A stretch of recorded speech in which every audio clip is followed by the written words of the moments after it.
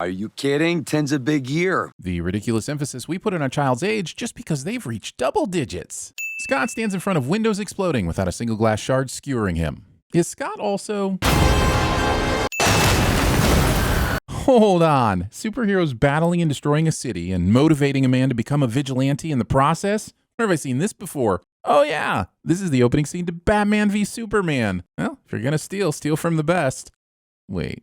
Invincible feeling the need to show us disembodied parts to make us understand the gravity of the situation. We understood said gravity seeing Jessica and Gretchen's apartment building come down with them still inside of it. You don't have to show the actual going into the suitcase. Do you hear me, White Lotus Season 1? District Attorney Barnett. Sorry to ambush you like this, but you weren't returning my calls or my emails. Saying you're sorry that you're doing the thing that you're doing when you're really not sorry. Just say, F you for not returning my stalking level set of attempts to previously get a hold of you. So now I'm going to make it so much weirder by confronting you alone in a parking garage. See? How hard was that? Littering. Being forced to witness previously on Invincible segments while you're at work all day. Someone here isn't an Invincible fan. Based on the 6.5 minutes I've spent with Scott, I'm not sure how this is news to the smarmy coworker sitting across from him. Also, why are those slices of cake so close to the sandwiches? Do you want cross-cake contamination in your BLT? Because this is how you get cross-cake contamination in your BLT. And sometimes ants. You gotta look out for other people.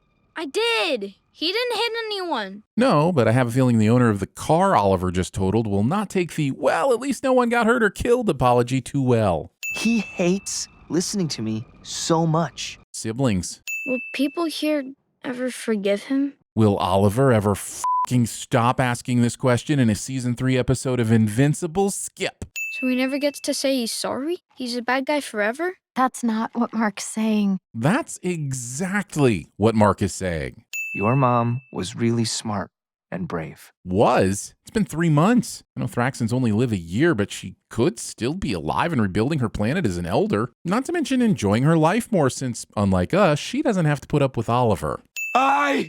Powerplex will make you pay! That was much better this time. Weirdest role-playing ever. Having schematics without red string held together by tacks all over it. Do you even know how to schematic, Scott?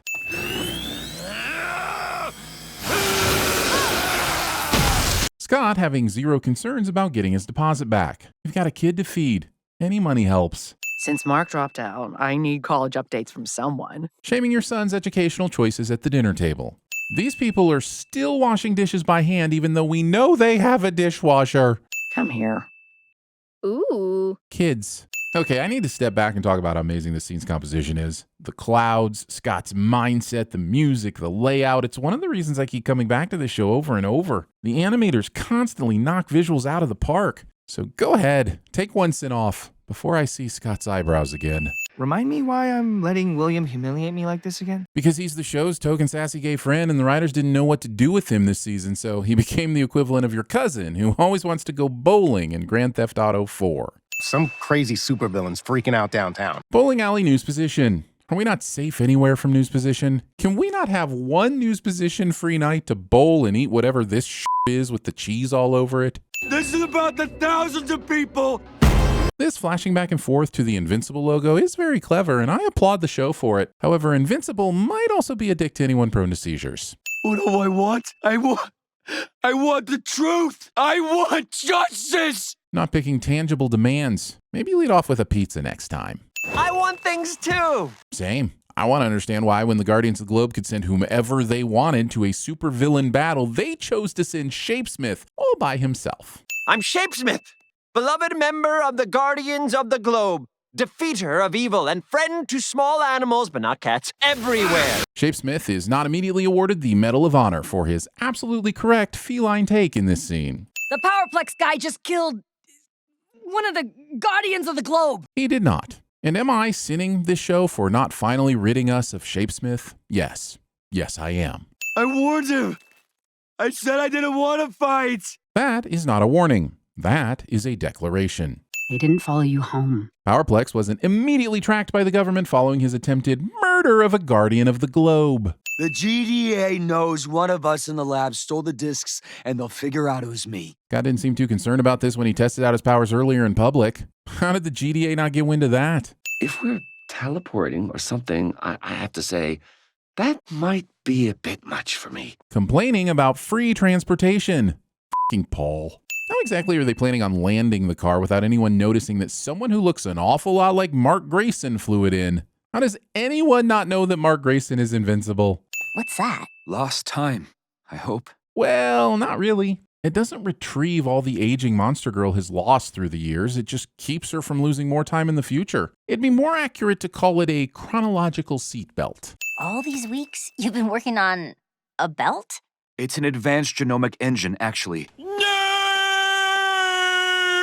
Monster, please. Pausing your important scientific analysis to ask for an energy drink. Can it wait 5 minutes, Rudy? No de-aging detected. Wait, does that mean? It means the show just buried the resolution to Amanda and robots finding a fix for Amanda's de-aging curse storyline in a random episode that wasn't focused on them at all. Amanda and robot deserve better. I'm not crazy, right? There was a thing between us. Episode has time for this. Come and face Powerplex! Defacing the memorial partially dedicated to your lost sister and niece. I didn't hurt anyone. Thinking the psychological trauma you cause for a bunch of people mourning their lost loved ones doesn't count as hurting people. I know Powerplex getting hit allows him to turn kinetic energy into electricity, but does it boost his physical strength as well? He straight up threw a fully grown armored man into another car with one arm.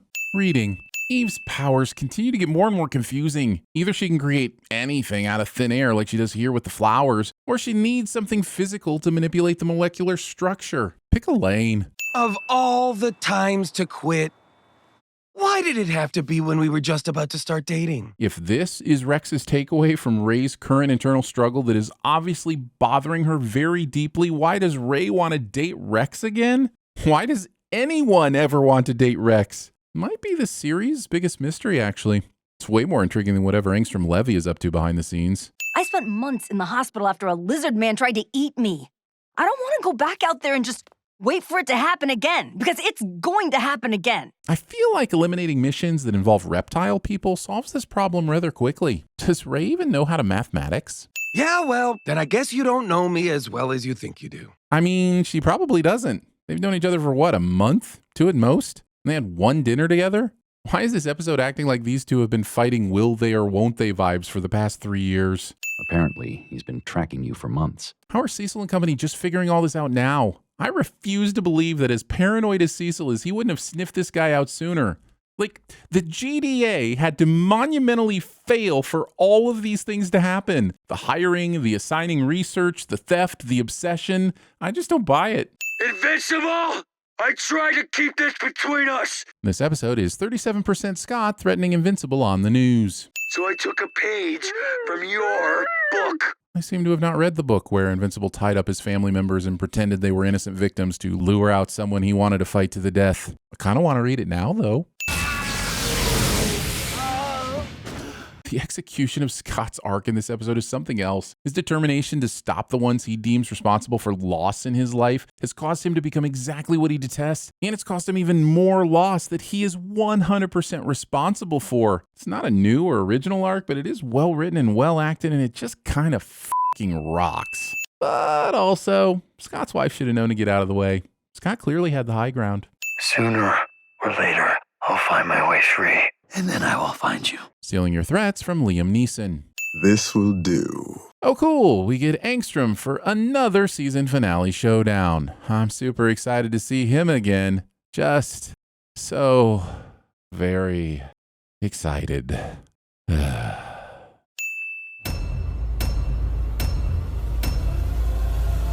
I'd rather kiss a rattlesnake. Somebody dial 911! Sorry to ambush you like this, but you weren't returning my calls or my emails. And you are? John Cocktoastone. They accuse us of making mistakes or losing equipment while heroes like him leave thousands dead in their wake. Well, someone hibernated on the wrong side of the cave. You have committed crimes against Skyrim and her people. What say you in your defense? Dinner's delicious, Paul. Thanks for cooking. Oh, it was nothing. I just want to get laid. What? Who are you? I'm Batman.